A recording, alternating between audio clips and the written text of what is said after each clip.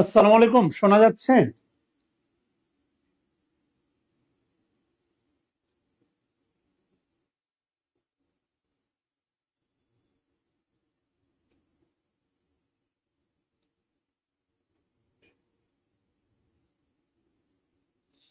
একটু জানাবেন শোনা যাচ্ছে?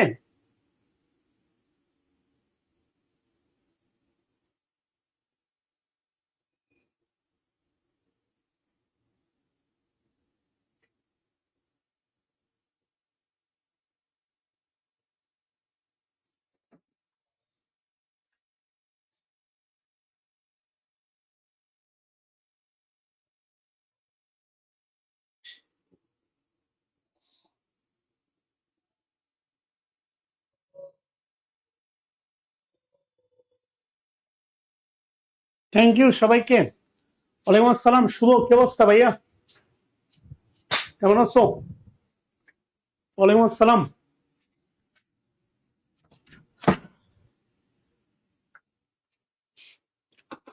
একটু শোনা গেলে বলবেন please.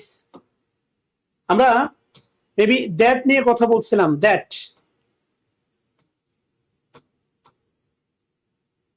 We are talking about that.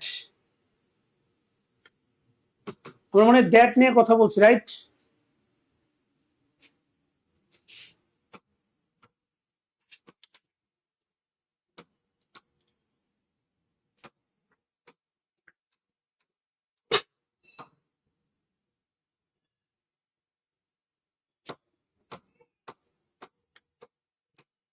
গতকালকে তুলছেন কিনা একটু বলেন প্লিজ। 5টা নিয়ম কি সবার খাতায় তোলা আছে? আচ্ছা, দ্যাট আর হুইসের আসলে কোনো পার্থক্য নেই, একটা জায়গায় পার্থক্য, সেটা হচ্ছে উচ্চতর বস্তু। দ্যাট আর হুইসের মোটামুটি হুইস যে জায়গাগুলো বসে ওই জায়গাগুলো হুইসেরই। দ্যাট আর হুইসের পার্থক্যের জায়গায় একটা, সেটা হচ্ছে আপনার ওই যে যেটা বললাম আর কি। হ্যাঁ, আপনাদের কি রিফ্লেক্সিভ প্রোনাউনটা হয়েছিল? আমাকে একটু কমেন্ট বক্সে জানাতে পারেন। Reflexive pronoun done or not, এতটুকু লেখেন। ডান হলে লেখেন ডান, আর না হলে লিখেন নট সবাই। আর একটু 5-7 মিনিট একটু অপেক্ষা করবেন আর কি। হ্যাঁ, একটু ধৈর্য রাখবেন। 5-7 মিনিট ধৈর্য রাখার পরে যদি না হয় তাহলে আর অপেক্ষা করবেন না, যে না আজকে মনে আর ক্লাস হবে না। কিছুটা ধৈর্য রাখতে হয় আর কি। হ্যাঁ,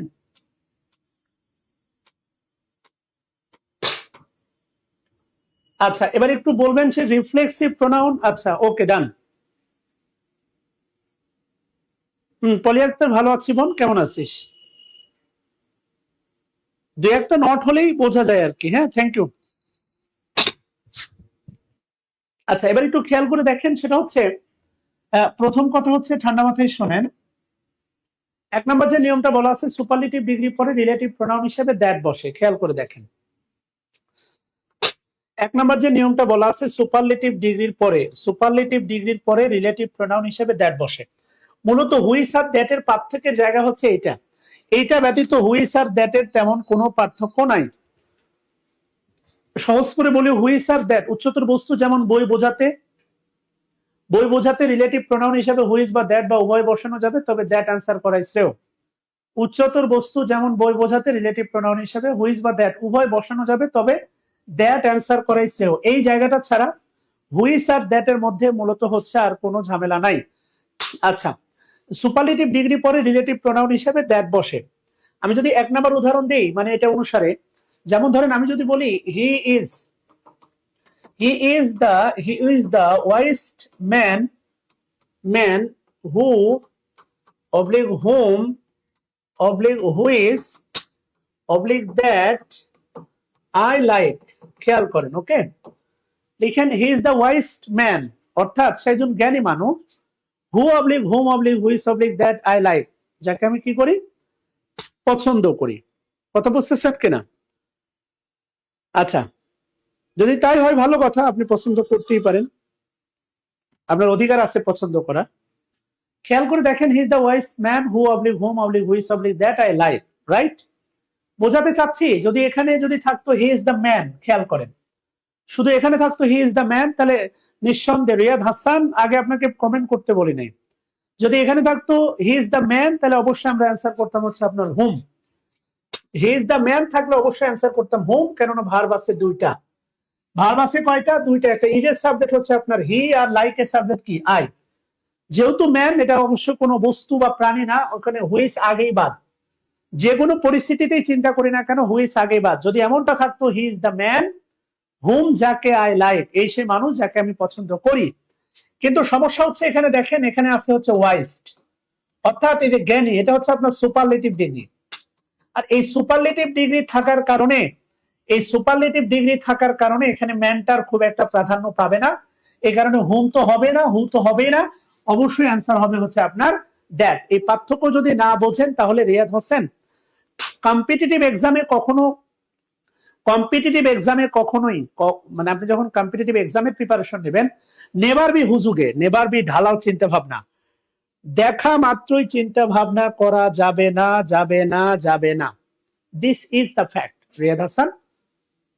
সো শুধু ম্যান বা হি ইজ দ্য ম্যান আর he is the wisest man, জ্ঞানী মানুষ, দ্যাট আই লাইক, যাকে আমি পছন্দ করি, এমনটাই বলা আছে হচ্ছে আপনার 1 নাম্বার নিয়মটা। আপনি খেয়াল করে দেখেন, বলা আছে যে সুপারলেটিভ ডিগ্রি এর পরে রিলেটিভ প্রোনাউন হিসাবে কি বলবে? দ্যাট বসবে।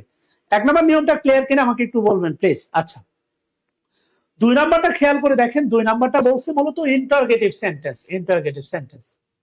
বাক্যটা বলছে দেখেন হু অথবা হুইস অথবা হোয়াট দ্বারা শুরু হলে রিলেটিভ প্রোনাউন হিসাবে দ্যাট। যদি বাক্যটা ইন্টারগেটিভ সেন্সে শুরু হয়, ইন্টারগেটিভ সেন্স অর্থাৎ ইন্টারগেটিভ ওয়েতে যদি বাক্যটা শুরু হয়, খেয়াল করে দেখেন, যদি বাক্যটা ইন্টারগেটিভ সেন্সে শুরু হয়, মানে হু এগুলো শুরুতে থাকবে। আপনি কেন, আপনার মনে কি প্রশ্ন জাগে না যে এগুলো শুরুতে থাকবে কেন? এগুলো শুরুতে থাকবে যে বাক্যটা ইন্টারগেটিভ হবে। ইন্টারগেটিভ বলতে আমি তাহলে বলতে পারি 2 নাম্বার বাক্যটা, 2 নম্বর আমরা বাক্যটা এভাবে সাজাতে পারি, সেটা হচ্ছে who is the name, what is the name, what is the name, what is the name of the girl, of the girl, what is the name of the girl, who oblique hmm, hmm oblique that stood first. খেয়াল করে দেখেন, what is the name of the girl, মেয়েটার নাম কি? কথা বুঝতেছেন? What is the name of the girl, মেয়েটার নাম কি? হু oblique home oblique that stood first, যে সবার প্রথমে দাঁড়িয়েছিল। জানতে চাওয়া হচ্ছে সে মেয়েটার আসলে নাম কি, খেয়াল করে দেখেন। ওকে,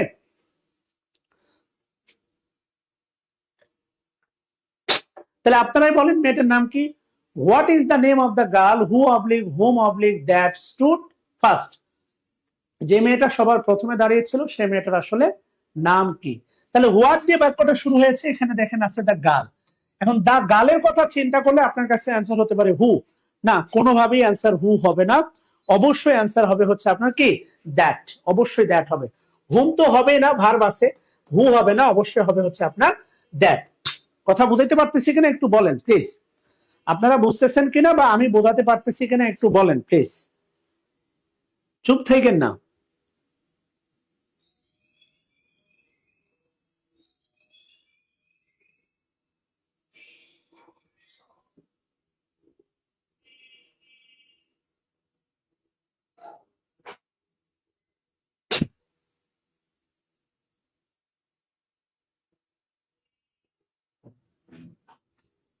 আচ্ছা, থ্যাংক ইউ সবাইকে। যদি বুঝে থাকেন 3 নাম্বার যেটা বলছে দেখেন, বাক্যের পরে, বাক্যে বলছে দেখেন, বাক্যে ব্যক্তির পরে বস্তু বা প্রাণী। এমন হয় না যে আপনি নারীও চান গাড়িও চান, এমনটা হয় না। আপনি নারীও চান টাকাও চান, আই ওয়ান্ট। দেখেন খেয়াল করে দেখেন, তাহলে বাক্যে ব্যক্তির পর বস্তু বা প্রাণীর নাম থাকলে রিলেটিভ প্রোনাউন হিসাবে কি হবে রে ভাই? রিলেটিভ প্রোনাউন হিসাবে দ্যাট হবে। কথা বুঝাইতে পারছি? হ্যাঁ স্যার, স্যার কি ক্লাস নেবেন আজকে? আচ্ছা, আপনার ইয়ে শেষ, আপনার প্রেজেন্টেশন রেডি স্যার? আচ্ছা, thank you. He wants both the girl and, বলছে দেখেন হচ্ছে মানি। এরপরে আমি যদি বলি দেখেন which oblique that, which oblique that can't be possible, যেটা কি না, সম্ভব না। খেয়াল করে দেখেন, ব্যক্তির পরে যদি বস্তু বা প্রাণীর নাম থাকলে রিলেটিভ প্রোনাউন হিসাবে দ্যাট বলবে। বলা হচ্ছে দেখেন he wants the girl and money, সে নারীও চাই বা মেয়েটিকেও চাই, টাকাও চাই। হুইচ অবলিক দ্যাট, যেটা কিনা which oblique that can not be possible. তাহলে এটার উত্তর কি হবে বলেন তো ভাই একটু?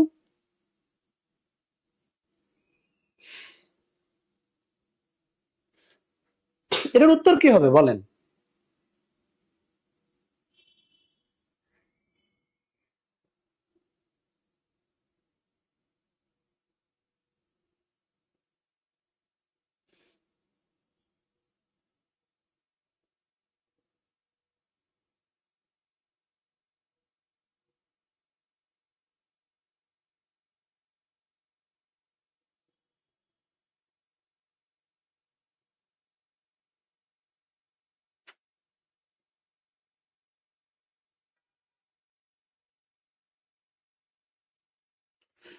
থ্যাংক ইউ সবাইকে। ধরে ধরে একটু বোঝেন, দেখেন তাড়াহুড়া করার দরকার নেই, আজকে আমরা প্রোনাউনটা শেষ করে দেবো ইনশাআল্লাহ। যেটা বোঝাতে চাচ্ছি, 4 নাম্বার যে বিষয়টা বলছে দেখেন, উচ্চতর বস্তু। আমি যদি বলি 4 নাম্বার, খেয়াল করে দেখেন উচ্চতর বস্তু। আচ্ছা, I have read a book, I have read a book which oblique that, যেটা ইউ লেন্ড মি ইয়েস্টারডে, যেটা তুমি আমাকে গতকাল ধার দিয়েছিলা, সে বইটা আমি পড়েছিলাম। কেমন? এখন খেয়াল করে দেখেন ভাই, হুইচ আর দ্যাট এর দ্বন্দ্বটা শুধুমাত্র একটা জায়গাতে, বুঝছেন?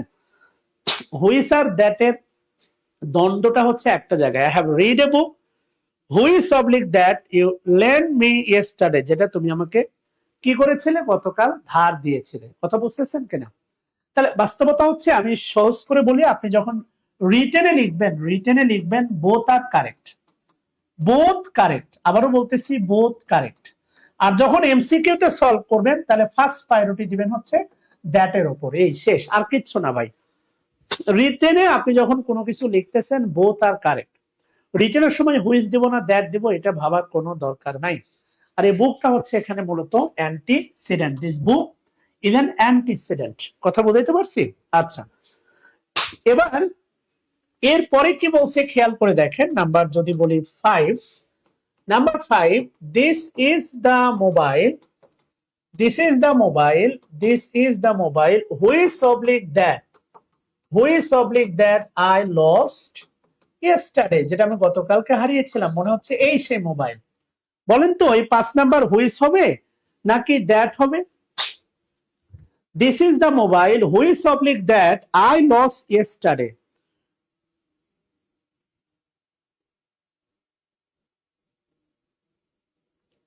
আমাকে একটু বলেন তো ভাই,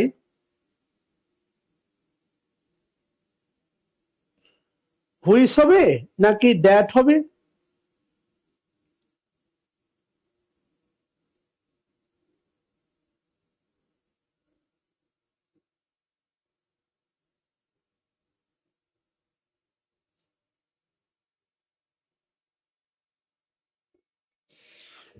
থ্যাংক ইউ।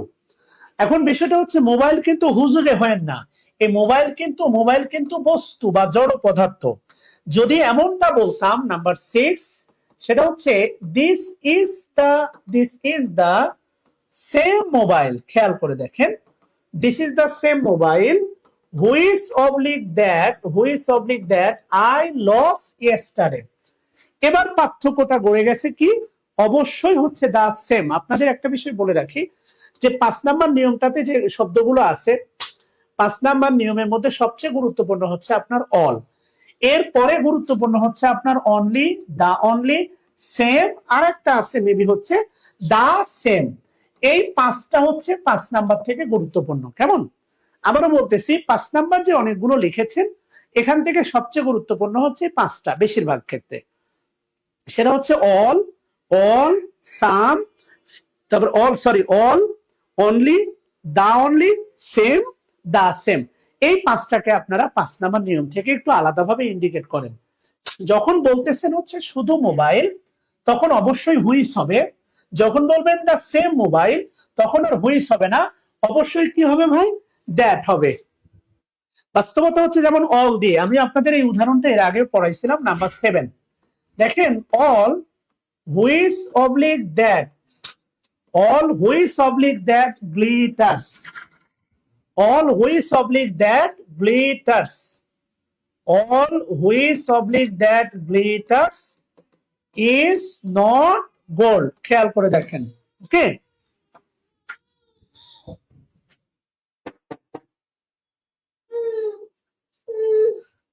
এখন আপনারাই বলেন এই অল থাকার কারণে এখানে হুইচ হবে না দ্যাট হবে? অ্যাবসলিউটলি কি হবে? দ্যাট হবে। সবগুলো গ্রামারই কিন্তু ঘটে যৌক্তিকভাবে। অলের কারণেই মূলত হচ্ছে আপনার that. All is not gold, দ্যাটটা হচ্ছে আপনার রিলেটিভ প্রোনাউন। এই অলটা কিন্তু অ্যান্টিসিডেন্ট, ভালো করে মাথায় রাখতে হবে। এখানে দ্যাটটা কিন্তু কনজাংশন না, এই দ্যাটটা হচ্ছে রিলেটিভ প্রোনাউন। দ্যাটটা রিলেটিভ প্রোনাউন, এই কথাগুলো অনেকবার আপনাদের বলেছি। দ্যাট হচ্ছে রিলেটিভ প্রোনাউন, এই কথাগুলো আপনাদেরকে অনেকবার বলছি, খেয়াল করে দেখেন। That is a relative pronoun. কেমন? That is a relative pronoun, that is a relative pronoun. কথা clear? That is a relative pronoun.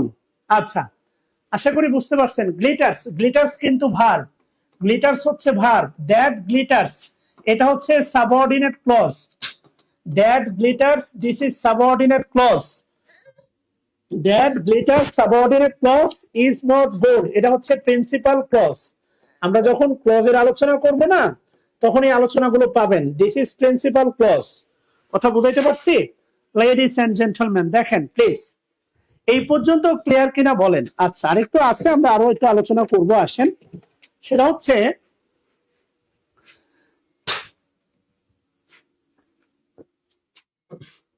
আমাদের হুজের মনে হয় ব্যবহারটা আমরা দেখি নাই। হুজের ব্যবহারটা আমরা একটু দেখবো, কেননা আমরা জানি আইটা সাবজেক্ট, মিটা হচ্ছে অবজেক্ট, পজেসিভ অ্যাডজেক্টিভ মাই। তাহলে একইভাবে হুটা হচ্ছে সাবজেক্ট, হুমটা হচ্ছে অবজেক্ট, আর পজেসিভ অ্যাডজেক্টিভ হচ্ছে আপনার হুজ। কথা বুঝাতে পারছি? আম্মা, আম্মা। আচ্ছা, ও, হ্যাঁ, হ্যাঁ, এই, আচ্ছা। তাহলে আমরা দেখেন হুয়ের ব্যবহার দেখেছি, সাবজেক্ট এর একটা ভার্ব দরকার। হুমের ব্যবহার দেখছি, অবজেক্ট এর ভার্ব দরকার নাই। তাহলে হুজের ব্যবহার দেখতে হবে। মায় যখন একা একা বসে না, মায়ের পরে নাউন বসে। হুজও একা একা বসে না, এরপরে কিন্তু নাউন বসে। সহজ কথা। আচ্ছা, তাহলে আসেন, বক্স করে দেন সবাই হুজ। আচ্ছা, এবার লিখেন সবাই, সেটা হচ্ছে যেটা একটু কষ্ট করে লিখবেন, হুজ। হুজ এর অর্থ, হুজের অর্থ হলো, হুজের অর্থ হলো যার। আচ্ছা, হুজের অর্থ কি ভাই? যার। যার বাবা, আমার একটা স্টুডেন্ট আছে যার বাবা, যার মা, আমার একটা চেয়ার আছে যার পা গুলো ভাঙ্গা। হুজের অর্থ হচ্ছে আপনার যার। কথা বুঝছেন? আচ্ছা, দ্বিতীয় বিষয় হচ্ছে এর অ্যান্টিসিডেন্ট, এর অ্যান্টিসিডেন্ট, এর অ্যান্টিসিডেন্ট হিসাবে হিসাবে ব্যক্তি বা বস্তু উভয় থাকতে পারে। ব্যক্তি অবলিক বস্তু, ব্যক্তি অবলিক বস্তু উভয়ই থাকতে পারে। খেয়াল করেন, এর অ্যান্টিসিডেন্ট হিসেবে ব্যক্তি অবলিক বস্তু কি উভয়ই থাকতে পারে। কেমন? এর অ্যান্টিসিডেন্ট হিসেবে ব্যক্তি অবলিক বস্তু উভয়ই থাকতে পারে। আচ্ছা, থ্যাংক ইউ। যেমন হচ্ছে antecedent, antecedent, antecedent plus whose plus আবার নাউন, মানে noun plus anti, whose plus noun. কথা ক্লিয়ার? আচ্ছা, দ্বিতীয় গুরুত্বপূর্ণ বিষয় যেটা, সেটা হচ্ছে হুজের পরিবর্তে আমরা যা যা ইউজ করতে পারি। হুজের পরিবর্তে আমরা অফ হুম ইউজ করতে পারি। অফ হুম, এটা হচ্ছে আপনার ব্যক্তির পরিবর্তে, আমি দেখাবো, টেনশন নিয়েন না। ব্যক্তির পরিবর্তে আমরা হুজের পরিবর্তে অফ হুম ইউজ করতে পারি। আরেকটা ইউজ করতে পারি of which, of which use করতে পারি বস্তুর পরিবর্তে। সহজ কথা, বস্তুর পরিবর্তে। ওঠেন ওঠেন ওঠেন ওঠেন প্লিজ, কাম কাম কাম কাম। হ্যাঁ, ওঠেন ওঠেন ওঠেন ওঠেন। এই তো, নেন নেন। হ্যাঁ, আমি তো তুলতে গেছি আপনাকে মা, এই যে নেন। আচ্ছা, সাবাস। কথা ক্লিয়ার? হুজের পরিবর্তে আপনি অফ হোম অথবা হুইচ ইউজ করতে পারেন। দেখেন এখানে কিন্তু পার্থক্য আছে। শুধু হোম মানে হচ্ছে আপনার, শুধু হোম মানে যাকে বা যাদেরকে, ভালো করে খেয়াল করেন। আর অফ হোম মানে হচ্ছে যার।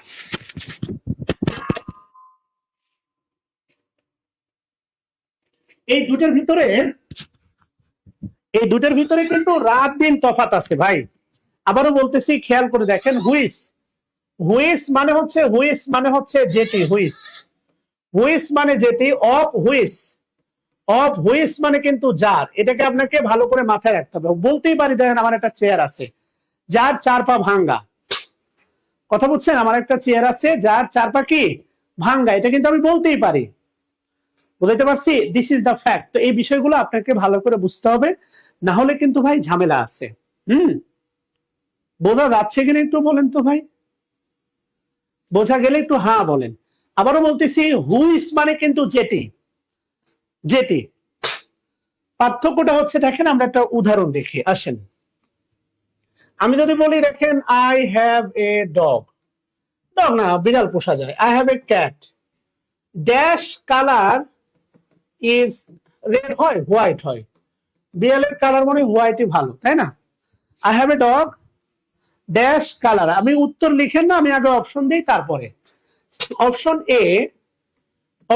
এ হুইস, অপশন বি হচ্ছে আপনার দ্যাট,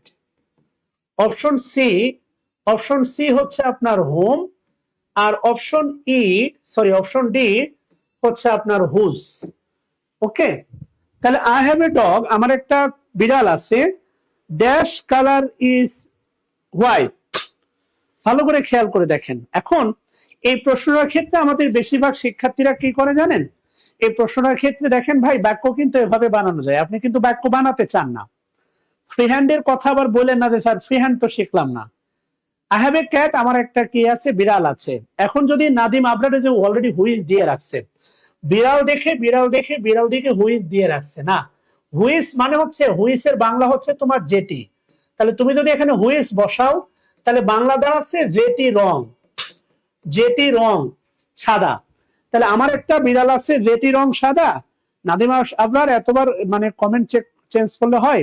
আমার একটা বিড়াল আছে যেটি রং সাদা না হচ্ছে যার রং সাদা, কোনটা হবে? শুধু এতটুকু বলেন, যেটি রং সাদা না যার রং সাদা, শুধু এতটুকু বলেন ভাই। তাহলে অবশ্যই অ্যান্সার হবে তোমার হুজ। আর হুজের পরিবর্তে তুমি আরেকটা অ্যান্সার দিতে পারো, অফ হুইচ, শুধু হুইচ না। I have A cat of which colour is white, এটা একটা দিতে পারো। অথবা এখানে তোমাকে দিতে হবে হুজ কালার ইজ হোয়াইট। কথা ক্লিয়ার? এটা হচ্ছে ফ্যাক্ট। যেমন আমি যদি তোমার বলি, খেয়াল করে দেখো যে আই হ্যাভ এ স্টুডেন্ট, ধরো তোমাদের বাবা কেউ একজন পুলিশের বড় কর্মকর্তা। দেখবা এটা যদি আমি জানি, এইভাবে আমি বাঁচবো না, ঠিক আছে না? Is a, I have a student dash father is a doctor, ঠিক আছে না? তার বাবা একজন ডক্টর। প্রশ্ন হচ্ছে, আমি এখানে কি হু দিব? অপশন বি, আমি কি এখানে হুইজ দিব? অপশন সি, আমি কি এখানে হুজ দিব? অপশন ডি, অফ হুম দিব? না অপশন সি প্লাস ডি দিব? বলো তো কোনটা দিব? ভালো করে ভাবা শিখতে হবে। হ্যাঁ, যার রং। এগুলো না ভেবে উত্তর করা যাবে না। একটু ভাবা শিখতে হবে, ভাবতে হবে। কথা ক্লিয়ার জেন্টলম্যান? আচ্ছা, তাহলে I have a student dash father is a doctor, যার বাবা একজন কি ডাক্তার। তাহলে বলো হু ফাদার না, হুইজ ফাদার না, হুজ ফাদার। অথবা তুমি দিতে পারো হচ্ছে of whom father, whose father অথবা of whom father is a doctor. So answer হচ্ছে তোমার দুইটা হবে। অ্যান্সার হচ্ছে কারেক্ট। সিও দিতে পারবা, ডিও দিতে পারবা। আমি তো বললাম তোমাকে একটু আগে যে হুজের পরিবর্তে হুজ এর ইকুয়াল হচ্ছে তোমার অফ হুইজ, হুজের ইকুয়াল অফ হুইজ, আর হুজের ইকুয়াল হচ্ছে অফ হুম। দুটাই হচ্ছে তোমার বসানো যায়। হুজের পরিবর্তে অফ হুইজও বসানো যায়, অফ হুমও বসানো যায়। কেন অভ্যস্ত হচ্ছ না? কেন পরপর ভাবতেছো? কেন দূরে ঠেলে দিচ্ছ? হুইসের পরিবর্তে, আবারও বলতেছি, হুইসের পরিবর্তে অফ হুমও বসানো যায়, হুইসের পরিবর্তে অফ হুমও বসানো যায়, আবার অফ হুইসও বসানো যায়। This is the fact. আচ্ছা, আশা করি বুঝতে পারছো ভাই। এগুলো নিয়ে আর আলোচনা নাই। আচ্ছা, এবার আসো, তোমাদের মনে হয় বাকি আছে demonstrative pronoun. Demonstrative pronoun. Demonstrative pronoun নিয়ে কথা বলছিলাম এর আগে? না, হালকা একটু কথা মনে হয় বলছিলাম আর কি ডিটারমিনার ক্লাসে, রাইট? অর্থাৎ বলছিলাম সেটা হচ্ছে দিস, অনেকগুলোই আছে ডেমনস্ট্রেটিভ প্রোনাউন। দিস এর প্লুরাল হচ্ছে দিস, দ্যাট এর প্লুরাল হচ্ছে তোমার দোজ, রাইট? আচ্ছা, এরা হচ্ছে ডেমনস্ট্রেটিভ প্রোনাউন বা নির্দেশক সর্বনাম যদি এদের পরে কি থাকে, ভার্ব থাকে। এদের পরে যদি ভার্ব থাকে, yes, I have a book of which every page, ঠিক আছে না, is informative. Thank you Joydev. আচ্ছা, লাভ ইউ ভাইয়া। তাহলে কি বলছে, demonstrative pronoun this, that, those, এরপরে যদি ভার্ব থাকে এরা হচ্ছে ডেমনস্ট্রেটিভ প্রোনাউন। আচ্ছা, এরপরে বাস্তবতা হচ্ছে তোমরা এগুলো জানো, এদের পরে যদি নাউন হয় এদের পরে এরা ডিটারমিনার। বেসিক্যালি এই ডেমনস্ট্রেটিভ এর মধ্যে দ্যাট আর দোজের একটা ব্যবহার আছে, সেটা হচ্ছে তোমার ডিগ্রিতে। এদের একটা ব্যবহার আছে তোমার ডিগ্রিতে। ব্যবহারটা কি আসো একটু দেখি। এটা স্পেশালি ডিগ্রিতে এদেরকে ইউজ করা হয়, সেটা হচ্ছে তুলনার ক্ষেত্রে। আমরা ডিগ্রিতে গেলেও এটা পাবো। তুলনার ক্ষেত্রে একই নাউন এর তুলনার ক্ষেত্রে একই নাউনের পুনরাবৃত্তি দূর করতে। তুলনার ক্ষেত্রে একই নাউনের পুনরাবৃত্তি দূর করতে, কেমন না? হোয়াট লাগে না বিনা খাতুন? তুলনার ক্ষেত্রে একই নাউনের পুনরাবৃত্তি দূর করতে কেমন? সিঙ্গুলার হলে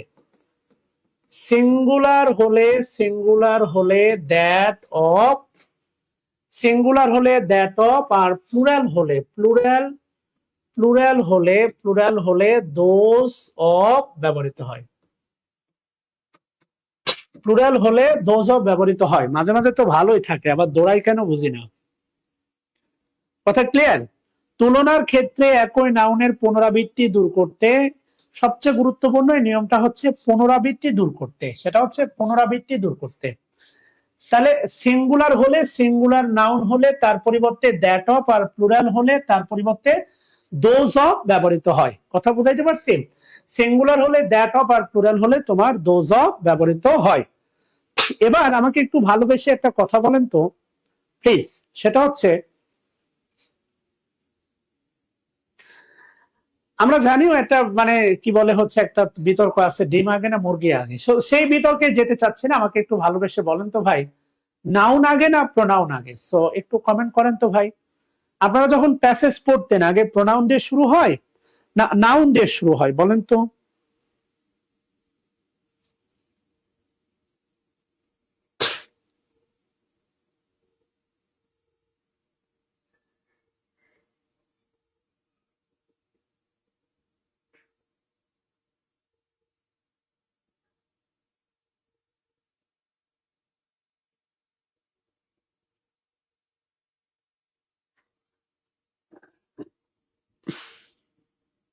আচ্ছা, ভালো করে খেয়াল করে দেখেন, নাউন আগে। আচ্ছা, যদি এটাই হয় তাহলে এই ব্যাপারটা মাথায় রাখেন। তাহলে আগে নাউন থাকবে আর পরবর্তী নাউনকে আমরা পাল্টা প্রোনাউন করব। সেটা হচ্ছে আমি যদি এমনটা বলি ইনকারেক্ট, ধরেন বললাম the rice of Dinajpur, the rice of Dinajpur is better. এটা কিন্তু ফ্রি হ্যান্ড রাইটিং, এখন যে বাক্যটা লিখতেছি, then that, sorry, the rice of মনে করেন খুলনা। আচ্ছা, এবার দেখেন এটা কিন্তু কম্পারেটিভ ডিগ্রি, কেননা দেন আছে, এখানেও আছে দেখেন দ্য রাইটস, এখানেও আছে দেখেন দ্য রাইটস। ওকে, এবার ভালোবেসে আমাকে একটু বলবেন আমরা কোন নাউনটাকে আগে বাদ দিব? ফার্স্ট নাউনটাকে বাদ দিব, ফার্স্ট নাউনকে বাদ দিয়ে এখানে প্রোনাউন দিব, না সেকেন্ড রাইসকে বাদ দিয়ে এখানে প্রোনাউন দিব, যাতে করে সেই রাইসকে বোঝায়? কথা বুঝাইতে পারছি? প্যাসেজ কিন্তু সর্বদাই প্রোনাউন দিয়ে শুরু হয় না, নাউন দিয়ে শুরু হয়। ভালো করে খেয়াল করে দেখেন, প্যাসেজ কিন্তু সর্বদাই প্রোনাউন দিয়ে শুরু হয় না, কি দিয়ে শুরু হয়? প্যাসেজ সর্বদাই আপনার নাউন দিয়ে শুরু হয়। ভালো করে খেয়াল করতে হবে, প্যাসেজ সর্বদাই যদি নাউন দিয়ে শুরু হয় তাহলে কোনোভাবেই আমরা প্রথমটাকে বাদ দিতে পারবো না। এই প্রথম নাউনটা রেখে আমরা দ্বিতীয় নাউনটাকে হটাবো। কারেকশনে যেটা হবে সেটা হচ্ছে the rice of Dinajpur. The rice of Dinajpur is better then that of Khulna. এবার আপনাদের কাছে জানতে চাওয়া সেটা হচ্ছে এই যে এই দ্যাট দ্বারা কারে বোঝাচ্ছে? রাইসকে বোঝাচ্ছে না দিনাজপুরকে বোঝাচ্ছে? অবশ্যই রাইসকে বোঝাচ্ছে। কথা বোঝাইতে পারছি? তাহলে দোজ অফ দিয়ে একটা বাক্য বানান তো সবাই, দেখি পারেন কিনা। ফ্রি হ্যান্ডে তো লিখতে চান, দোজ অফ দিয়ে একটা বাক্য বানান তো দেখি সবাই।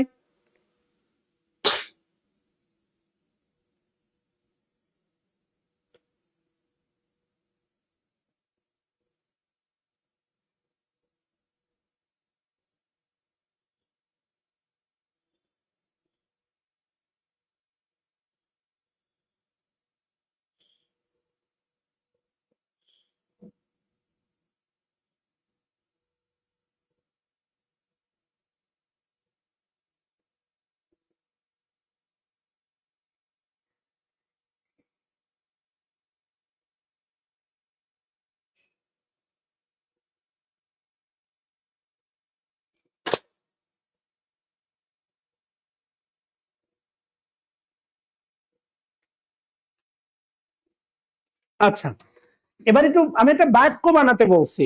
বাক্য, try to make a new sentence. আপনি ফ্রি হ্যান্ডের কথা বলছেন না, তো ফ্রি হ্যান্ডে একটা বাক্য বানান না দেখি।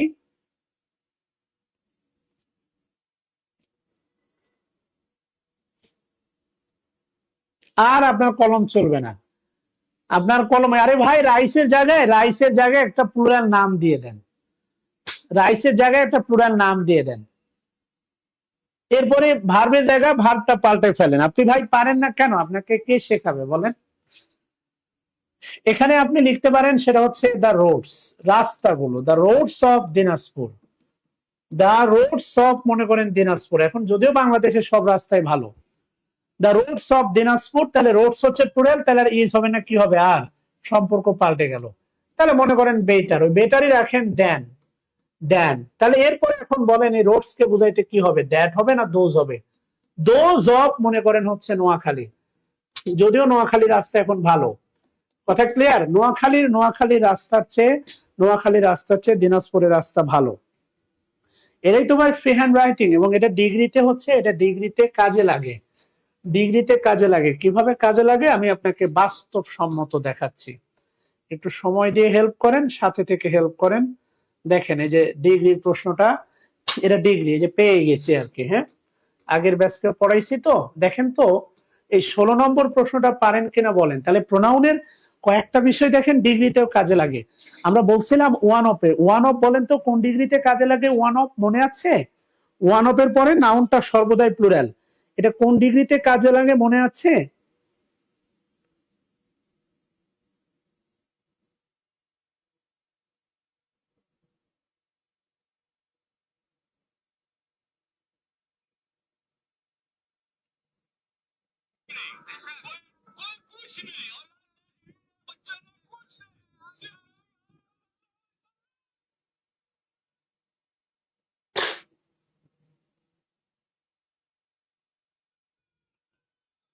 আচ্ছা, বলেন এই 16 নম্বর প্রশ্নের উত্তর কি হবে? Yes, superlative degree. Thank you, আপনাদের মনে আছে, এটা দেখে ভালো লাগছে আর কি। হ্যাঁ, থ্যাংক ইউ পলি আক্তার। কি বলছে দেখেন, 1 নাম্বার বলছে দেখেন যে the climate of Bangladesh, the climate of Bangladesh is hot. Hot হয় কখনো কম্পারেটিভ ডিগ্রিতে? না। এই কারণে হচ্ছে আপনার এই অপশনটা কি বা। এরপরে কি বলছে দেখেন, the climate of Bangladesh is hotter আছে দেন ইংল্যান্ড। যেটা আমি এর আগের ক্লাসে বলছিলাম, সেটা হচ্ছে তুলনা সমানে সমানে হতে হয়। ওই যে দেনের পরে আপনাকে আই বসাতে হবে এমনটা না। এর আগে যেমন পজিটিভ অ্যাডজেক্টিভের ক্লাসে বলছিলাম যে your wife is better than I. তোমার বউ আমার চেয়ে সুন্দর। এখন এই আমিটা একজন নারী তা কিন্তু সবসময় না। যদি এমনটা হয়তো যে হ্যাঁ আপনার বান্ধবী আপনাকে বলতেছে যে তোর বউ আমার চেয়ে সুন্দর রে, ব্যাপারটা ঠিক আছে, কিন্তু আমি যে একজন নারী সব সময়, এটা আসলে ভাবার কোনো সুযোগ নাই। সো এই কারণে এটা হচ্ছে হবে না, তুলনা সমানে সমানে হয়। বাদ। ক্লাইমেট বাংলাদেশ এটা আগেই বাদ, তারপরে ডে নাম্বার বলছে দেখেন এটা বাদ, the climate of Bangladesh is hotter than that of England. আর এই দ্যাট দ্বারা কাকে বোঝাচ্ছে ভালো করে বলেন তো? দ্যাট দ্বারা কিন্তু ক্লাইমেটকে বোঝাচ্ছে, বুঝাইতে পারছি? দ্যাট 100% ক্লাইমেটকে বোঝাচ্ছে। যদি বুঝেই থাকেন তাহলে এই 18 নম্বর প্রশ্নটা একটু সলভ করেন তো, পারেন কিনা দেখি। 18 নম্বর, please try to solve question নম্বর 18।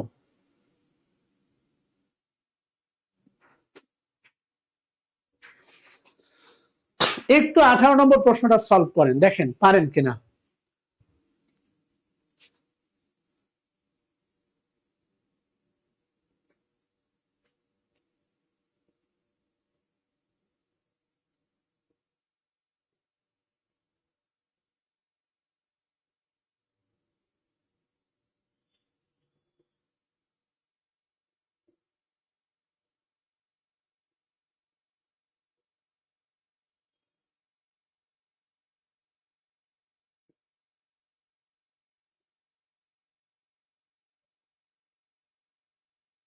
আচ্ছা, থ্যাংক ইউ সবাইকে। কি বলছে দেখেন, বাদ দেওয়ার সহজ হয়ে আমাদের বলছিলাম সেটা হচ্ছে ভাগ যেটা দ্বারা নির্ধারিত হবে সেটা হচ্ছে প্রেপোজিশন অবমুক্ত। এখানে আছে দেখেন ফ্যাসিলিটিস, সুবিধাগুলো। নিঃসন্দেহে যদি এটা প্লুরাল হয় তাহলে এখানে এই ভার্ব হিসাবে ইজ হওয়ার কোনো সুযোগ নাই। বিভিন্ন কারণে একটা অপশন বাদ হতে পারে, কথা বুঝছেন? there is a several reason, that's why we don't pick a answer, pick an option as an answer। বিভিন্ন কারণে আমরা একটা অপশনকে বাদ দিতে পারি।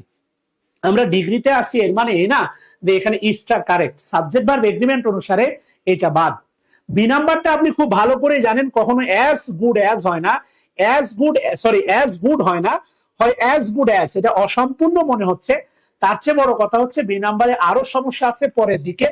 এখানে কিন্তু তুলনাটা নতুন হাসপাতালের সাথে পুরাতন হাসপাতালের না, তুলনাটা হচ্ছে নতুন হাসপাতালের সাথে পুরাতন হাসপাতালের সুবিধার।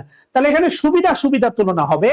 সো নতুন হাসপাতালের সাথে পুরাতন হাসপাতালের সুবিধা এটা হইতে পারে না, এটাও আনইকুয়াল, এটাও বাদ। সি নাম্বারে যেটা বললাম ওই যে একটু আগে, যে তুলনাটা ইকুয়াল না, এখানে সবই ঠিক আছে, অ্যাজ গুড অ্যাজ আছে অথবা বেটার আছে। একবার আছে পজিটিভ ডিগ্রি আর একবার আছে কম্পারেটিভ ডিগ্রি, তাতে কোনো সমস্যা নাই। আর এটা যে দেনের পরে বলবে তা কিন্তু না। যদি এমনটা হতো, ভালো করে খেয়াল করে দেখেন, এমনটা যদি হতো, এই যে এটাও যদি এতটুকু যদি না থাকতো তাতেও কিন্তু কোনো সমস্যা নাই। এতটুকু যদি না থাকতো, ইভেন যদি এতটুকু, মানে সবসময় যে দেনের পরে আপনার দ্যাটও বসতে হবে এমন কোনো কথা নাই। এতটুকু যদি কম্পারেটিভ না থাকতো এটাও কিন্তু কারেক্ট। অর্থাৎ the facilities of the answer হচ্ছে D, the facilities of the older hospital আর as good as those of new hospital. মানে দাঁড়াচ্ছে যে পুরাতন হাসপাতালের সুবিধাগুলো নতুন হাসপাতালের সুবিধাগুলোর মতোই, আর যদি দেন অর বেটার, নতুন হাসপাতালের সুবিধা থেকে ভালো। দুটা ভিন্ন অর্থ দিচ্ছে, দুটা বাক্য আছে। আর এই দোজ দ্বারা বোঝাচ্ছে মূলত ফ্যাসিলিটিস কে। কথা বুঝতেছেন? যদি বলেন অ্যাজ গুড অ্যাজ, তাহলে পুরাতন হাসপাতালের সুযোগ সুবিধা নতুন হাসপাতালের সুযোগ সুবিধার মতোই। আর যদি বলেন বেটার, তাহলে পুরাতন হাসপাতালের সুযোগ সুবিধা নতুন হাসপাতালের সুযোগ সুবিধার চেয়ে ভালো। কথা বুঝাইতে পারছি? এটা ছিল মোটামুটি হচ্ছে আপনার ডেমনস্ট্রেটিভ প্রোনাউন। আপনি হচ্ছে পিসি দাস বইয়ে প্রোনাউন চ্যাপ্টারে যাবেন, বা আপনার কাছে যে বইটাই আছে না কেন, what the book you have, সেই বইয়ে গিয়ে আপনি প্রোনাউন চ্যাপ্টারে একটু কষ্ট করে আল্লাহর দোহাই যাবেন। প্রোনাউন চ্যাপ্টারে গিয়ে ভাই দেখবেন, সেটা হলো একটু দেখে আমাকে জানাবেন যে আপনাদের প্রোনাউনের কোনো অপশনটা বা প্রোনাউনের আর কোনো কিছু আমি বাদ রাখছি কিনা। প্রোনাউন যত প্রকার হয় প্রত্যেকটা প্রোনাউনের আমি বিস্তারিত আলোচনা কিন্তু অলরেডি করেছি। আপনি দেখবেন গিয়ে পার্সোনাল প্রোনাউন বলেন, ইমপার্সোনাল প্রোনাউন যেমন ইট, পজেসিভ প্রোনাউন, রিফ্লেক্সিভ প্রোনাউন আজকে আলোচনা করব। তারপরে ডেমনস্ট্রেটিভ প্রোনাউনও শেষ, ইনডিফিনাইট প্রোনাউন আলোচনা করেছি ইতিমধ্যে, রিলেটিভ প্রোনাউন আলোচনা করেছি, ইন্টারগেটিভ প্রোনাউন আলোচনা করেছি। আচ্ছা, মনে হয় ডিস্ট্রিবিউটিভ প্রোনাউনটা বাকি আছে, রেসিপ্রোকাল প্রোনাউনটা মনে হয় বাকি আছে, আমরা দেখবো ইনশাআল্লাহ। ওকে, আচ্ছা তাহলে আসেন আমরা রেসিপ্রোকাল প্রোনাউনটা দেখে ফেলি। সেটা হচ্ছে রেসিপ্রোকাল প্রোনাউনটা হয়েছিল, রেসিপ্রোকাল প্রোনাউন যেটা হচ্ছে পারস্পরিক, মোটামুটি ডিস্ট্রিবিউটিভ দেখছি, each either neither distributive pronoun দেখেছি। কথা ক্লিয়ার না? সো গুড অ্যাজ দিলে হবে না, কেননা নেগেটিভ বাক্যে সো গুড অ্যাজ বসে। অ্যাফার্মেটিভ সেন্টেন্সে কখনো সো গুড মানে সো ডট ডট অ্যাজ বসে না। এটা আমরা ডিগ্রিতে আলোচনা দেখবো ইনশাল্লাহ। সে পর্যন্ত একটু কষ্ট করে ধৈর্য রাখো ভাইয়া। রিসিপ্রোকাল প্রোনাউন হচ্ছে আপনার দুইটা, একটা হচ্ছে ইচ আদার। ইচ আদার মানে হচ্ছে দুইজনের মধ্যে, দুজনের মানে বলতে পারেন দুজনের মধ্যে মানে হুট তোলা রিক্সা। হুট তোলা রিক্সা নর্মালি একজন থাকে না, দুইজনই থাকে। কেমন? ইচ আদার।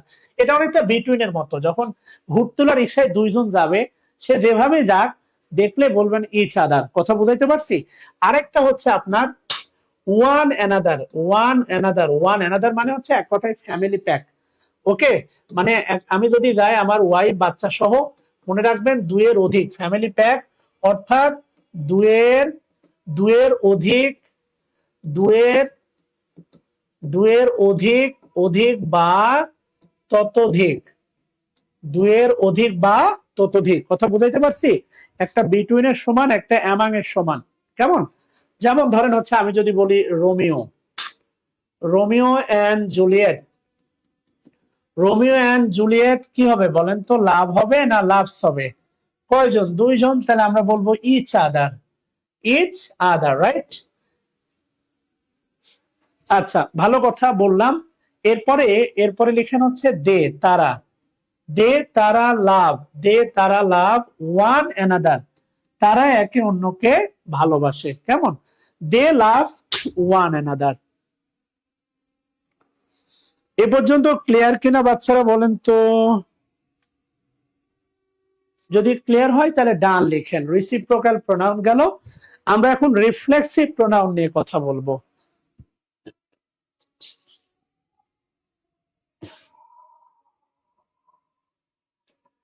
অবশ্যই লাভ হবে, কেননা দুইজন। দুইজন মানে হচ্ছে এটাকে থার্ড পারসন সিঙ্গুলার ভাইবেন না, থার্ড পারসন কিন্তু প্লুরাল। থার্ড পারসন প্লুরাল হলে ভার্বের সাথে কি হয় না? থার্ড পারসন প্লুরাল হলে অবশ্যই ভার্বের সাথে এস বা ইয়েস হবে না। থার্ড পারসন প্লুরাল হলে ভার্বের সাথে কি হবে না? এস বা ইয়েস হবে না। আচ্ছা, এবার আসেন হচ্ছে আমরা রিফ্লেক্সিভ প্রোনাউন নিয়ে কথা বলবো। রিফ্লেক্সিভ প্রোনাউন যেটা আমরা বাদ রাখছিলাম। আচ্ছা, রিফ্লেক্সিভ প্রোনাউনে যাওয়ার আগে আমরা মনে হয়, আচ্ছা এটা মনে হয় দেখাই নাই, সেটা হচ্ছে ইটস আর ইটস এর ব্যবহার। এটা আপনারা প্রায় ভুল করেন, এটা একটু হালকা করে দেখাই ফেলে আসেন। আচ্ছা, ইটস মানে তো জানেন, ইটস হচ্ছে ইয়ার, ইহার।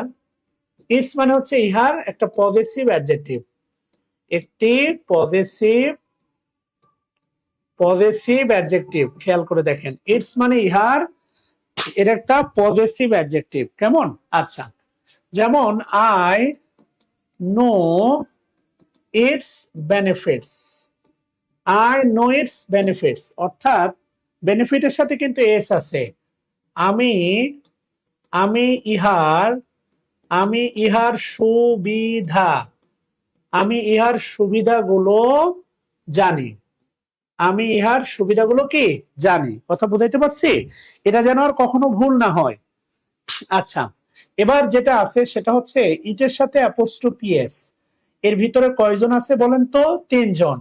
একটা হচ্ছে আপনার ইট ইজ, একটা হচ্ছে আপনার ইট ওয়াজ, আরেকটা হচ্ছে আপনার ইট হ্যাজ। ভালো করে খেয়াল করে দেখেন, একটা আছে হচ্ছে আপনার ইট ইজ, একটা আছে হচ্ছে আপনার ইট ওয়াজ, আরেকটা আছে হচ্ছে আপনার ইট হ্যাজ। আচ্ছা, আমি যদি বলি খেয়াল করে দেখেন, ইট বাইরে লিখে আর কি এক নাম্বার, সেটা হচ্ছে it's raining, it's raining today, it's raining today, isn't, wasn't, isn't, wasn't, hasn't it। আচ্ছা, it raining today, তাহলে isn't, wasn't, haven't it। Number two লিখেন, it's raining, it's raining last night, it's raining last night, isn't, wasn't, haven't it। It's raining last night। আর তিন number লিখেন, it's rain, V3, it's rain today, it's rain today, even, wasn't, haven't, it. Okay, লিখেন please. লেখা হলে একটু বলবেন please. Swarnali Biswas, Rajibul Islam, tag দিচ্ছ, class করে না?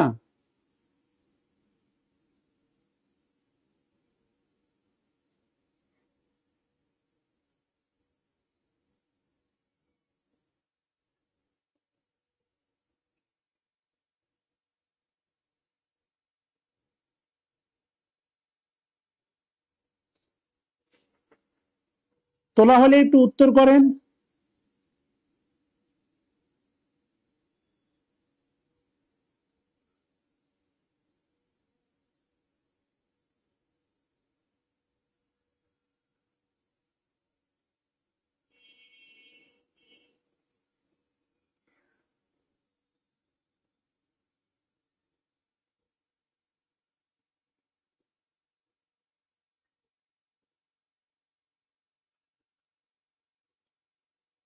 আচ্ছা, ওকে, বুঝাইতে পারছি আশা করি। আর এই যে ইটস, আশা করি এই দুটার ভিতরে আল্লাহর দোহাই, ইটস আর ইটস এর ভিতরে আর যেন দ্বন্দ্ব না হয়।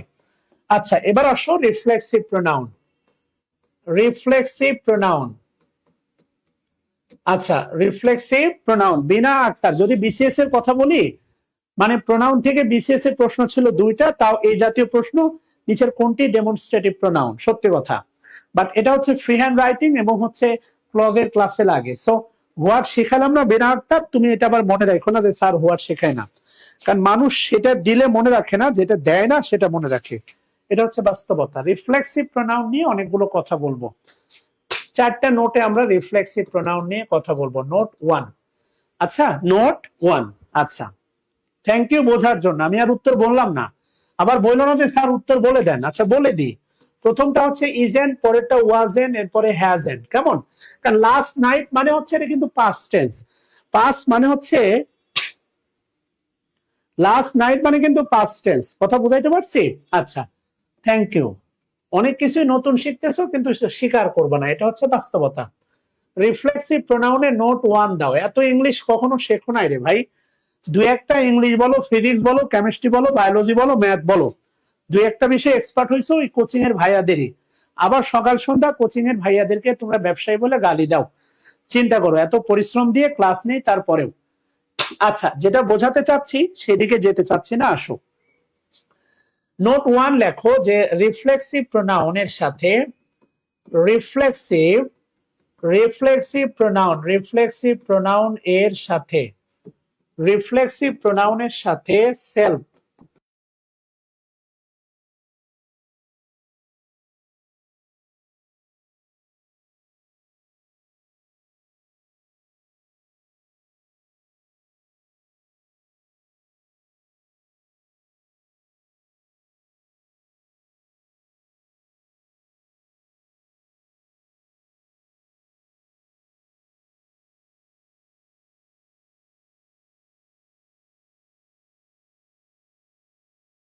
ওকে।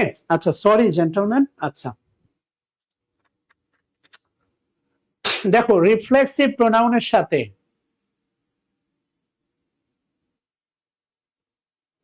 এটা বোথ হতে পারে, কেননা হচ্ছে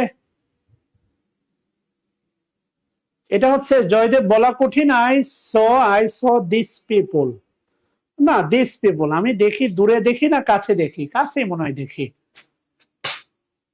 আচ্ছা একটু ভাবতে হবে গভীরভাবে। রিফ্লেক্সিভ প্রোনাউনের সাথে সেলফ অথবা সেলফ যুক্ত থাকে।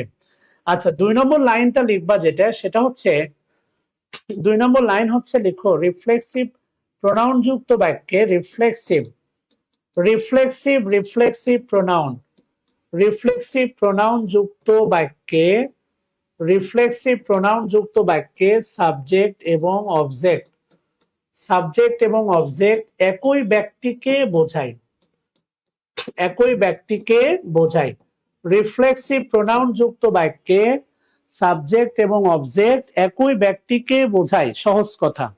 দেখা যাবে রে ভাই, ধৈর্য ধর, তোরা এমন কে প্রেম করতেছি, গার্লফ্রেন্ড চলে গেল। রিফ্লেক্সিভ প্রোনাউন যুক্ত বাক্যে সাবজেক্ট এবং অবজেক্ট একই ব্যক্তিকে বোঝায়। যেমন দেখেন আই ওয়েন্ট মাইসেলফ, সহজ কথা, আই ওয়েন্ট মাইসেলফ। অথবা যদি বলি দেখেন হি ওয়েন্ট হিমসেলফ, কেমন, হি ওয়েন্ট হিমসেলফ। অথবা যদি বলি দেখেন দে লাভ দেমসেলফ, আচ্ছা, দে লাভ দেমসেলফস। আচ্ছা, রিফ্লেক্সিভ প্রোনাউন আর রিসিপ্রোকাল প্রোনাউন নিয়ে কিন্তু আমরা ভয়েজে একটা নিয়ম পাবো। নিয়মটা হচ্ছে রিফ্লেক্সিভ প্রোনাউন বা রিসিপ্রোকাল প্রোনাউন যুক্ত বাক্যে অ্যাক্টিভ থেকে প্যাসিভ করার সময় সাবজেক্ট এবং অবজেক্ট অপরিবর্তিত থাকে। এই নিয়মটা আমরা পাবো এক একটা গ্রামারের চ্যাপ্টারের সাথে ইন্টারকানেক্টেড। অর্থাৎ তোমার এই রিফ্লেক্সিভ প্রোনাউন আর রিসিপ্রোকাল প্রোনাউন আমরা আবার পাবো, ভয়েজের ক্লাসে পাবো, এদেরকে আমরা আবার পাবো। কথা বুঝছো কিনা? তাহলে এই যে দেখো এখানে আই দ্বারা মায়ো যে আয়ো সে, খেয়াল করো। এখানে হিও যে হিমসেলফ সে, এখানে দে যে, এখানে দেমসেলফ কি সে। অর্থাৎ এখানে সাবজেক্ট এবং অবজেক্ট একই ব্যক্তিকে নির্দেশ করতেছে। এখানে সাবজেক্ট এবং অবজেক্ট একই ব্যক্তিকে নির্দেশ করতেছে। আয়ো যে মাইসেলফ সে, হিও যে হিমসেলফ সে, দেও যে দেমসেলফ কি সে। কথা কি বুঝতেছো? আচ্ছা, যদি বুঝে থাকো তো খুবই ভালো। এবার আসো নোট টুটা কখনোই প্রশ্ন আসবে না, তাও শেখাচ্ছে। রিফ্লেক্সিভ প্রোনাউন, খেয়াল করো, রিফ্লেক্সিভ প্রোনাউন কখনোই, রিফ্লেক্সিভ প্রোনাউন বাক্যে সাবজেক্ট হতে পারে না। রিফ্লেক্সিভ প্রোনাউন বাক্যে সাবজেক্ট হতে পারে না, খেয়াল করে দেখো, রিফ্লেক্সিভ প্রোনাউন বাক্যে সাবজেক্ট হতে পারে না। আমি যদি বলি ইনকারেক্ট মানে হচ্ছে মাইসেলফ ইজ রেসপন্সিবল, না, এটা কখনোই হবে না। মাইসেলফ ইজ রেসপন্সিবল সাবজেক্ট হতে পারে, পজেসিভ প্রোনাউনও সাবজেক্ট হতে পারে, আর সাবজেক্ট হতে পারে। তাহলে কারেকশনে তোমাকে লিখতে হবে আই এম রেসপন্সিবল। ভালো করে খেয়াল করে দেখো, মাইসেলফ ইজ রেসপন্সিবল, তোমাকে অবশ্যই লিখতে হবে আই এম রেসপন্সিবল।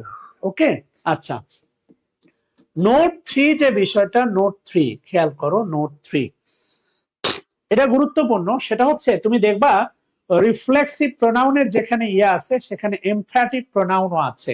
রিফ্লেক্সিভ প্রোনাউনকে বলা হয় এমফ্যাটিক প্রোনাউন। কিভাবে? আসো যখন কোন রিফ্লেক্সিভ প্রোনাউন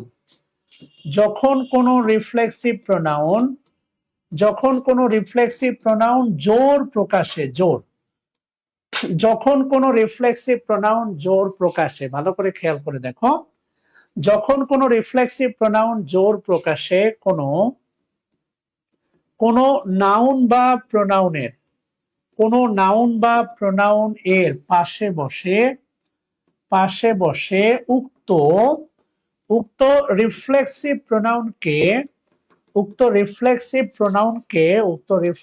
প্রোনাউনকে বলা হয় এমফ্যাটিক প্রোনাউন। এমফ্যাটিক মানে এমফাসাইজ থেকে আসছে, এমফ্যাটিক প্রোনাউন। উত্তর রিফ্লেক্সিভ প্রোনাউনকে বলা হয় এমফ্যাটিক প্রোনাউন, মানে জোর প্রকাশ করে। ইয়েস, আমি নিজেকে হত্যা করেছি। মাইসেলফ অ্যালেন স্বপন, বাবা অ্যালেন স্বপন মাইসেলফ। বাহ, জন কিটস, ভালোই তো পারো। তাহলে জায়গা বদল হলে কিভাবে সম্পর্ক বদল হয় খেয়াল করছো? খালি জায়গাটা বদল হলে সম্পর্ক পাল্টে যাচ্ছে। এমনি এই কারণে বলছে সম্পর্ক বদলে গেল একটি পলকে, কে আপন কে যে পর হলো রে। মাশাআল্লাহ।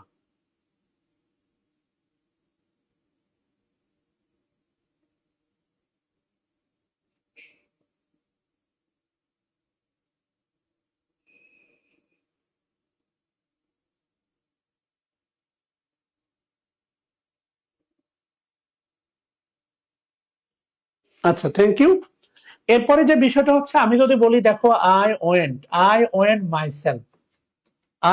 মাইসেলফ, এটা হচ্ছে তোমার রিফ্লেক্সিভ প্রোনাউন, সহজ কথা। কিন্তু এটাই যখন তুমি বলবা আই মাইসেলফ ওয়েন্ট দেয়ার, এটা হয়ে যাবে তোমার কি জানো, এটাই হয়ে যাবে তোমার এমফ্যাটিক প্রোনাউন। ইভেন আমি যদি তোমাকে একটু দেখানোর সুযোগ পাই, 35তম বিসিএস এর রিটেন প্রশ্ন কিভাবে এগুলো অনুবাদে কাজে দেয়।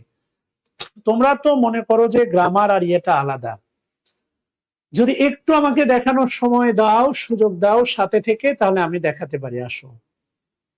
আরে বাবা রে। হুম।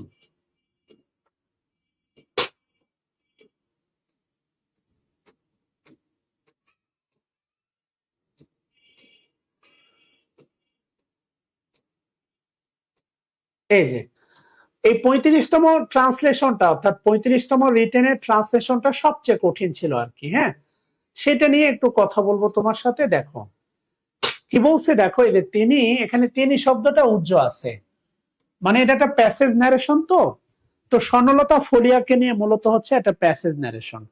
বলা হচ্ছে দেখো, নারকেলবাড়ি ক্যাম্প থেকে প্রশিক্ষণ নিয়ে মহিলা মুক্তিযোদ্ধা সংগ্রহের পাশাপাশি তিনি নিজেও, এই যে নিজেও মনে রাখবা, ও ও মানে হচ্ছে টু অথবা অলসো, ও মানে হচ্ছে টু অথবা অলসো। যেমন বলো না, আই লাভ ইউ টু, আমিও। কথা ক্লিয়ার? আমিও, এই টুটা মূলত বসে আই লাভ ইউ টু, আমিও, এটা মূলত বসে শেষে, ঠিক আছে না? অলসোটা বসে বাক্যের ভিতরে। যে নিজেও, নিজেও মানে হচ্ছে আমরা বলতে পারি সি, সি সি হারসেলফ বা she also herself, she also herself. খেয়াল করে দেখো, এই নিজেটাও হচ্ছে তোমার রিফ্লেক্স এমফ্যাটিক প্রোনাউন, জোর দেওয়ার জন্যই মূলত হচ্ছে এটা বসানো হয়। কথা বুঝাইতে পারছি? এই যে দেখো, আমি কিন্তু একদম ভেঙে ভেঙে, এটা আমার ট্রান্সলেশন বই। তিনি, তিনিটা হচ্ছে সাবজেক্ট, নিজেও, এই নিজেটা হচ্ছে এমফ্যাটিক প্রোনাউন। অনেক সশস্ত্র যুদ্ধে অবজেক্ট অংশ নেন, এটা হচ্ছে ফাইনাইট ভার্ব। কথা ক্লিয়ার? একদম ভেঙে চুরে, চুরে ভেঙে, এগুলো হচ্ছে ট্রান্সলেশন তথা ফ্রি হ্যান্ড রাইটিং এ কাজে লাগে ঠিক এইভাবে আর কি। হ্যাঁ, তো বাস্তবতা হচ্ছে এমফ্যাটিক যেমন প্রোনাউন আছে, যেমন একটু আগে আবার এমফ্যাটিক ভার্বও তোমার আছে। এমফ্যাটিক ভার্ব, এমফ্যাটিক ভার্বটা আবার কি, খেয়াল করো। এমফ্যাটিক ভার্ব হচ্ছে তোমার তিনটা, একটা ডু, আর একটা হচ্ছে ডাজ, আর একটা হচ্ছে তোমার ডিড। এটাও বসলে তোমার জোর প্রকাশ করে। আর এমফ্যাটিক ভার্ব বসতে পারে মূলত তিনটা, দুটা টেন্সে, একটা প্রেজেন্ট ইনডিফিনিট টেন্সে, আর একটা হচ্ছে পাস্ট ইনডিফিনিট টেন্সে। ভালো করে খেয়াল করে দেখো, এমফ্যাটিক ভাবে বসতে পারে তোমার দুটো বাক্যে, একটা প্রেজেন্ট ইনডিফিনিট টেন্সে আর একটা হচ্ছে পাস্ট ইনডিফিনিট টেন্সে। কথা ক্লিয়ার?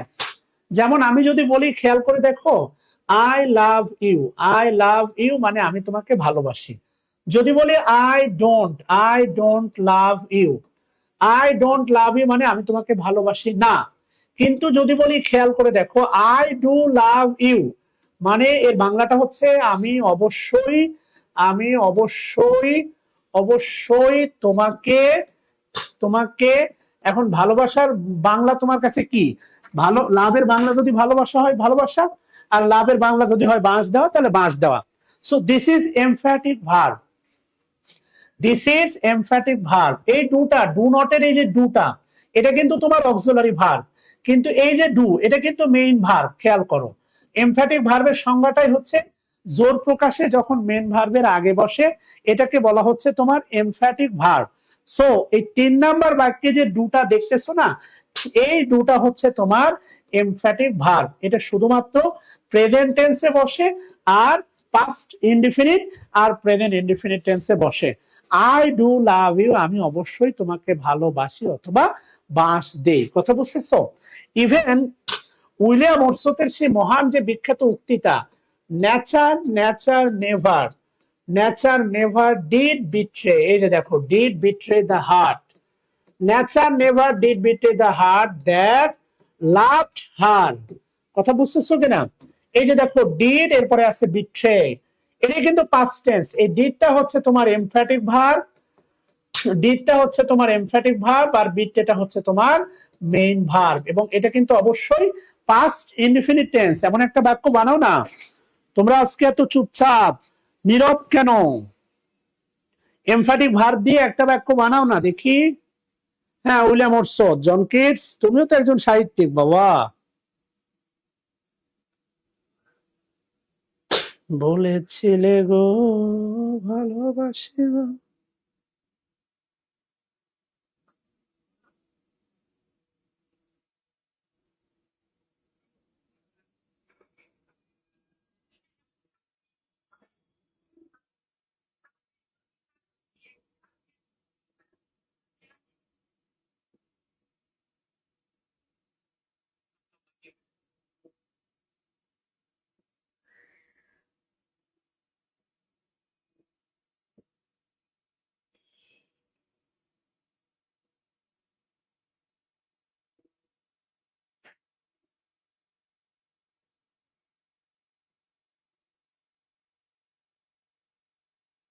কথা ক্লিয়ার জেন্টলম্যান? আরে emphatic verb, I do love my parents, emphatic verb দিয়ে বাক্য বানাও না ভাই, এমফ্যাটিক প্রোনাউন দিয়ে না, এমফ্যাটিক ভার্ব দিয়ে বাক্য বানাও না। তোমাদের আসলে কোনো গরজ নাই, শেখার ব্যাপারে কোনো আগ্রহ নাই। কথা বুঝতেছবে না? নিশরাত হক, আমি তোমাকে বলছি এমফ্যাটিক ভার্ব দিয়ে, ঠিক আছে না? তোমাকে কি বানাইতে বলছি আর তুমি কি বানাচ্ছ আর কি। আচ্ছা, আরেকটা বিষয় বলে রাখি, সেটা হচ্ছে তোমার ইটটাকে নতুন নতুন ইয়েতে ইটটাকে বলা হয় ইম্পার্সোনাল প্রোনাউন, ইটটাকে বলা হয় ইম্পার্সোনাল প্রোনাউন। এটা এটা ইম্পার্সোনাল প্রোনাউন ইট। আর ইট যেই ভার্বের সাবজেক্ট, সেটা হচ্ছে তোমার ইম্পার্সোনাল ভার্ব। এটা মনে রাখবা, খুব সহজ। ইম্পার্সোনাল ভার্ব, এই ইটটা হচ্ছে যার সাবজেক্ট, সে হচ্ছে তোমার আবার ইম্পার্সোনাল ভার্ব। আমি যদি বলি, খেয়াল করে দেখো, ইটস স্নো, ইটস স্নো, তুষার পড়ে, এই ইটটা হচ্ছে তোমার ইম্পার্সোনাল প্রোনাউন। আর এই যে ইট হচ্ছে যে ভার্বের সাবজেক্ট, সেই ভার্বটার নাম হচ্ছে তোমার ইম্পার্সোনাল ভার্ব।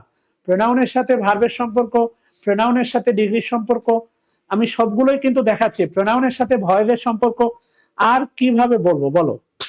আচ্ছা, এবার আমি যদি বলি রিফ্লেক্সিভ প্রোনাউনের লাস্ট যে নিয়মটা, সেটা সবচেয়ে গুরুত্বপূর্ণ এবং এখান থেকে কারেকশনের প্রশ্ন হয়। কেমন? এখান থেকে কারেকশনের প্রশ্ন হয়। আসো আমরা এটা দেখে আজকের মতো প্রোনাউনটা বিদায় নিব। এরপরে আগামী শুক্রবারে তোমাদের প্রয়োজনে প্রোনাউনের উপর একটা এক্সাম নিব। কি বলো, দিবা? আচ্ছা, যদি দিবা তো দিবা, না দিবা না দিবা, সমস্যা নাই।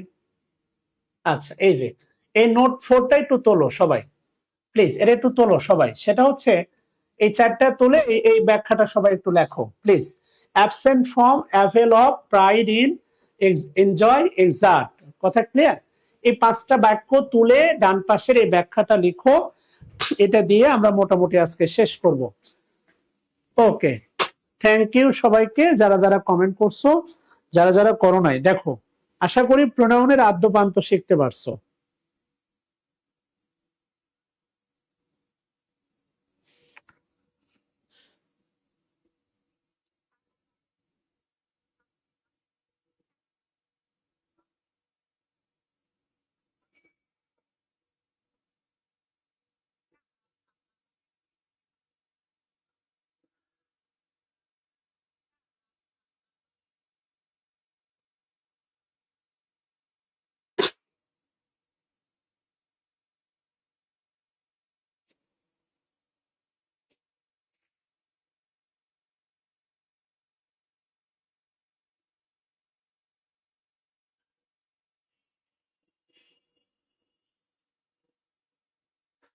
Ladies and gentlemen, please.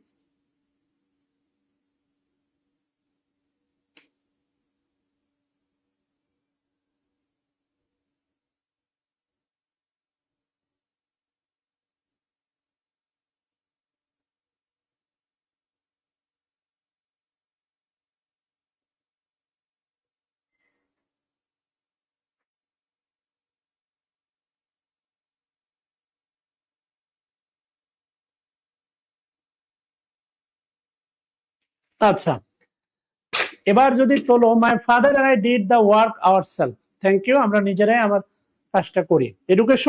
Education does become lightening, না। ডাজ বিকামস কখনো হয়? এডুকেশনে ডু বিকাম কখনো হয়? এডুকেশন থার্ড পারসন সিঙ্গুলার, এমন বাক্য আছে নাকি? আরে গাধা, এটা তো হচ্ছে তোমার খুব সহজ কথা। যেমন আমি যদি বলি যে হি হি লাভস মি, সে আমাকে ভালোবাসে, এটাকে নেগেটিভ করো কিভাবে? He doesn't, he doesn't love me, তখন লাভের সাথে এস উঠে যায়। তো এটাকে এমফ্যাটিক করবা কিভাবে? তাহলে করবা হি ডাজ লাভ মি, সে অবশ্যই আমাকে ভালোবাসে। ডাজ যদি আগে বসে তাহলে ভার্বের সাথে এসটা উঠে যাবে। এটা তো নর্মাল প্রসেস, শোনা। এটা পাস্ট টেন্সে যেমন ডিড বসলে হচ্ছে তোমার ইডি উঠে যায়, তাই না? যেমন আমি যদি বলি, খেয়াল করে দেখো, he completed, he completed the work, সে কাজটা শেষ করেছিল, পাস্ট টেন্স। যদি নেগেটিভ বানাতে চাও তাহলে কি করবা? হি ডিডেন্ট, তখন আর কমপ্লিটেড হবে না, কমপ্লিট হবে, কমপ্লিট দা ওয়ার্ক। কথা ক্লিয়ার? যা সূত্র বলে তাই। যদি ইমফ্যাটিক বানাতে চাও তাহলে কি হবে? হি ডিড, তারপরে কমপ্লিট হয়ে যাবে, কমপ্লিটেড হবে না, কমপ্লিট দা ওয়ার্ক। সিম্পল না ভাই, এগুলো সূত্র মতে যা হয়, যা হওয়ার তাই বসাবা। নিজে থেকে বেশি কিছু করতে গেলে মাস খাবা। তোলা হয়েছে কিনা বলো। মনে রাখবা সেটা হচ্ছে প্রাউড। মনে রাখবা প্রাউড, প্রাউড কিন্তু একটা অ্যাডজেক্টিভ। প্রাউড এটা হচ্ছে প্রাউড অ্যাডজেক্টিভ। প্রাউড কি অ্যাডজেক্টিভ, এরপরে হচ্ছে তোমার অফ বসে, প্রাউড অফ। কথা ক্লিয়ার? প্রাউড একটা অ্যাডজেক্টিভ, এরপরে অফ বসে নরমালি। প্রাইড, প্রাইড হচ্ছে এর আগে বলছিলাম মেবি, প্রাইড তোমার নাউনও হয় আবার ভার্বও হয়, এর সাথে ইন হয়। তাহলে অ্যাবসেন্ট মনে রাখবা, অ্যাবসেন্টের ঝামেলা আছে কিন্তু। অ্যাবসেন্ট অ্যাডজেক্টিভও হয়, অ্যাবসেন্ট অ্যাবসেন্ট অ্যাডজেক্টিভ হয়, আবার হচ্ছে তোমার ভার্বও হয়। এই কারণে বলা হচ্ছে এরা যদি ভার্ব হয়, শর্তটা ভালো করে বোঝো। আমি যদি বলি হি ইজ অ্যাবসেন্ট, সে অনুপস্থিত, বা হি ওয়াজ অ্যাবসেন্ট, সে অনুপস্থিত ছিল। হি ইজ অ্যাবসেন্ট বা হি ওয়াজ অ্যাবসেন্ট, কথা ক্লিয়ার? সে অনুপস্থিত ছিল, না বুঝলে বলবা, বুঝাই দিব। কিন্তু ভুল শিখবা কেন বলো? জয়দেব। তাহলে এরা যদি কোনো বাক্যে মূল ভার্ব হিসাবে বসে, এই যে চারটা শব্দ গুরুত্বপূর্ণ, এরা যদি কোনো বাক্যে মূল ভার্ব হিসাবে বসে, সেক্ষেত্রে এদের মাঝে রিফ্লেক্সিভ প্রোনাউন বসে, এবং রিফ্লেক্সিভ প্রোনাউনটা সাবজেক্ট থেকে আসবে। কথা বুঝছো কিনা? যেমন এই যে দেখো, এই প্রশ্ন তিনটা দেখো, তাহলে বুঝতে পারবা। অ্যাভেল মানে কি জানো? অ্যাভেল অফ মানে হচ্ছে সুযোগের সদ্ব্যবহার করা, avail of. Incorrect. He absented from the meeting. এই যে অ্যাবসেন্টেড, এটা কিন্তু ভার্ব, খেয়াল করো। অ্যাবসেন্টেড, অ্যাবসেন্টেড এটা কিন্তু ভার্ব, কথা বুঝাইতে পারছি? অ্যাবসেন্টেড এটা হচ্ছে তোমার ভার্ব, অ্যাবসেন্টেডটা হচ্ছে তোমার ভার্ব, খেয়াল করে দেখো। তাহলে he absented himself from the meeting, কেননা এদের মাঝখানে দেখো কোনো রিফ্লেক্সিভ প্রোনাউন নাই। He absented himself from the meeting, কিন্তু যখন আরেকটা কারেকশনে বলা আছে হি ওয়াজ অ্যাবসেন্ট, এটা কিন্তু ভাই অ্যাডজেক্টিভ।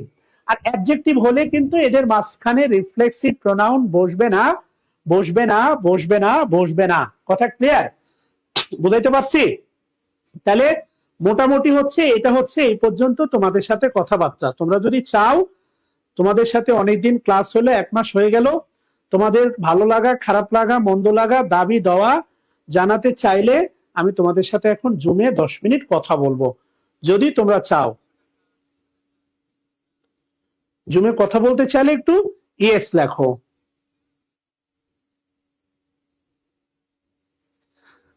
প্রোনাউন মোটামুটি শেষ, কেমন? এবং এখান থেকে কারেকশনের প্রশ্ন হয়, এই প্রশ্নটাই বেশি আসে। এই যে হি, এটা কিন্তু বেশি আসে যে he will avail of the opportunity, এটা মেন ভার্ব।